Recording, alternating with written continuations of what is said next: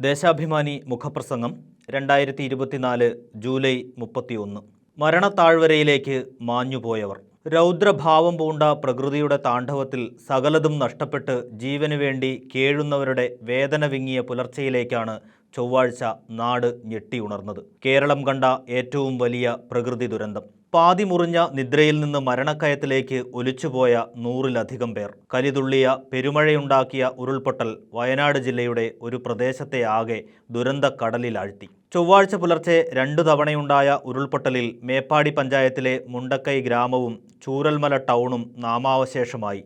ആ ഗ്രാമങ്ങളുടെ സ്ഥാനത്ത് മണ്ണും ചെളിയും പാറക്കല്ലും കടപുഴകിയ മരങ്ങളും നിറഞ്ഞ പുഴ ഒഴുകുകയാണ്.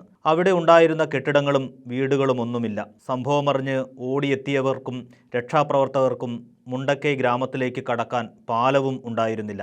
എന്തു ചെയ്യണമെന്നറിയാതെ നിസ്സഹായരായി നിൽക്കേണ്ടി വന്ന സാഹചര്യമാണ് രക്ഷാപ്രവർത്തകർ നേരിട്ടത്. എത്ര ആളുകൾ അപകടത്തിൽപ്പെട്ടെന്നോ രക്ഷപ്പെട്ടെന്നോ അറിയാൻ കഴിയാത്ത സ്ഥിതി. അതിനിടയിൽ കിലോമീറ്റർ അപ്പുറമുള്ള മലപ്പുറം ഭാഗത്തെ ചാലിയാർ പുഴയിലൂടെ കൈയും കാലും അറ്റുപോയ നിലയിൽ മൃതദേഹങ്ങൾ ഒഴുകിയെത്തി. ആരുടേതാണെന്ന് തിരിച്ചറിയാൻ കഴിയില്ലെങ്കിലും അവയൊക്കെ കണ്ടെടുത്ത് ആശുപത്രികളിൽ എത്തിച്ചു. പെരുമഴയും ചെളിയും വകവയ്ക്കാതെ നാട്ടുകാരും ഔദ്യോഗിക സംവിധാനവും രക്ഷാപ്രവർത്തകരും വയനാടൻ മണ്ണിൽ പുതഞ്ഞുപോയവരെ കണ്ടെടുത്ത് ജീവൻ രക്ഷിക്കാനായി ഓടി.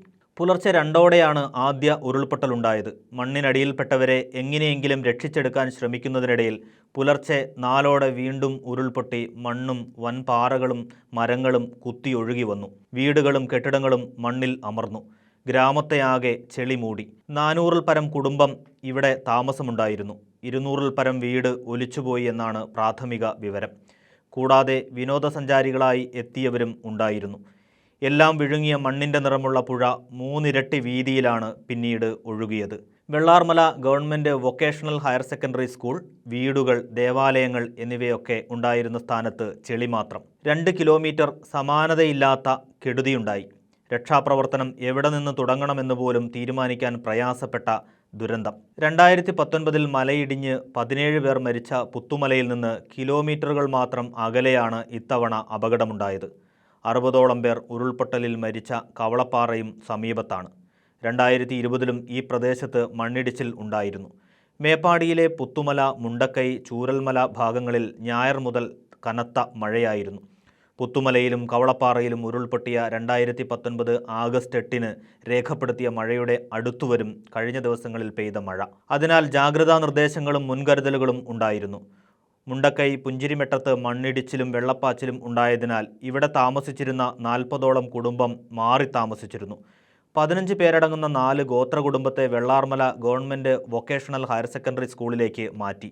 ഈ സ്കൂൾ തകർന്നെങ്കിലും അവിടെ പാർപ്പിച്ചവരെ രക്ഷിക്കാനായത് ആശ്വാസം. കര, നാവികസേനകളും രക്ഷാപ്രവർത്തനത്തിനുണ്ട്. പോലീസ്, ഫയർഫോഴ്സ്, ദേശീയ ദുരന്ത നിവാരണ സേന തുടങ്ങിയ എല്ലാ സേനയും രംഗത്തുണ്ട്. ഹെലികോപ്റ്റർ ഉപയോഗിച്ചും രക്ഷാപ്രവർത്തനം നടത്തുന്നു. അപ്രതീക്ഷിതമായ പ്രകൃതി ദുരന്തത്തെ നേരിടാൻ അതിവേഗത്തിൽ സംസ്ഥാന സർക്കാർ സംവിധാനം ഉണർന്നു പ്രവർത്തിച്ചു. റവന്യൂ, ആരോഗ്യം, ദുരന്ത നിവാരണ വിഭാഗം തുടങ്ങിയ എല്ലാ വകുപ്പും തദ്ദേശ സ്ഥാപനങ്ങളും യോജിച്ച് പ്രവർത്തിക്കുന്നുണ്ട്.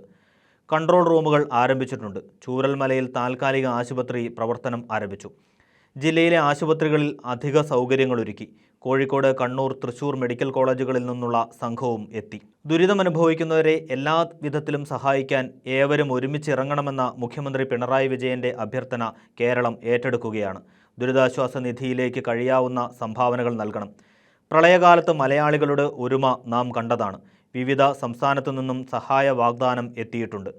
വയനാട്ടിലേക്ക് രക്ഷാപ്രവർത്തനത്തിനായി എത്തുന്നവരും ജാഗ്രതയോടെ പ്രവർത്തിക്കണമെന്നും മുഖ്യമന്ത്രി നിർദ്ദേശിച്ചിട്ടുണ്ട്. മന്ത്രിമാരായ Ramachandran Kadannappally, AK Saseendran, OR Kelu, PA Muhammad Riyas, K Rajan എന്നിവർ സംഭവസ്ഥലത്തെത്തി രക്ഷാപ്രവർത്തനത്തിന് നേതൃത്വം നൽകി. രക്ഷാപ്രവർത്തനം ഊർജിതപ്പെടുത്താൻ മുഖ്യമന്ത്രി നേരിട്ട് ഇടപെട്ടു. ദേശീയ ദുരന്ത നിവാരണ സേനയും ഫയർഫോഴ്സും പോലീസും നാട്ടുകാരും സംഭവം നടന്നയുടൻ രക്ഷാപ്രവർത്തനത്തിന് ഇറങ്ങി. സൈന്യവും എത്തി. 45ഓളം ദുരിതാശ്വാസ ക്യാമ്പ് തുടങ്ങി. 2018-ലെ പ്രളയവും കോവിഡ് മഹാമാരിയും നേരിട്ട സർക്കാരിൻ്റെ നിശ്ചയദാർഢ്യവും പ്രവർത്തനോത്സുകതയുമാണ് വയനാട്ടിലും കാണാനായത്. കർണാടകത്തിലെ ഷിരൂരിലുണ്ടായ മണ്ണിടിച്ചിലിൽ അർജുൻ എന്ന യുവാവിനെ ലോറിയടക്കം കാണാതായപ്പോൾ അന്വേഷണത്തിന് തയ്യാറായതുപോലും ദിവസങ്ങൾക്ക് ശേഷമാണെന്ന് ഓർക്കണം. സംസ്ഥാനത്ത് 2 ദിവസത്തെ ഔദ്യോഗിക ദുഃഖാചരണമാണ്. പൊതുപരിപാടികളും ആഘോഷങ്ങളും മാറ്റിയിട്ടുണ്ട്. വയനാട്ടിലെ മഹാദുരന്തത്തിൽ കാണാതായവരെ കണ്ടെത്തുക, ജീവൻ നഷ്ടമായവരെ തിരിച്ചറിയുക, രക്ഷപ്പെട്ടവരെ സംരക്ഷിക്കുക, എല്ലാം നഷ്ടപ്പെട്ടവർക്കൊപ്പം നിൽക്കുക തുടങ്ങിയ നിരവധി ദൗത്യങ്ങൾ നിർവഹിച്ചാൽ മാത്രമേ രക്ഷാപ്രവർത്തനം പൂർത്തിയാകുകയുള്ളൂ. അതിനായി കൈമേയ് മറന്ന് എല്ലാവരും രംഗത്തിറങ്ങേണ്ടിയിരിക്കുന്നു. സമാനതകളില്ലാത്ത ദുരന്തത്തിനിരയായവർക്ക് ആദരാഞ്ജലി അർപ്പിച്ചുകൊണ്ട് നമുക്കേവർക്കും ആ മഹാദൗത്യത്തിനായി കൈകൾ കോർക്കാം.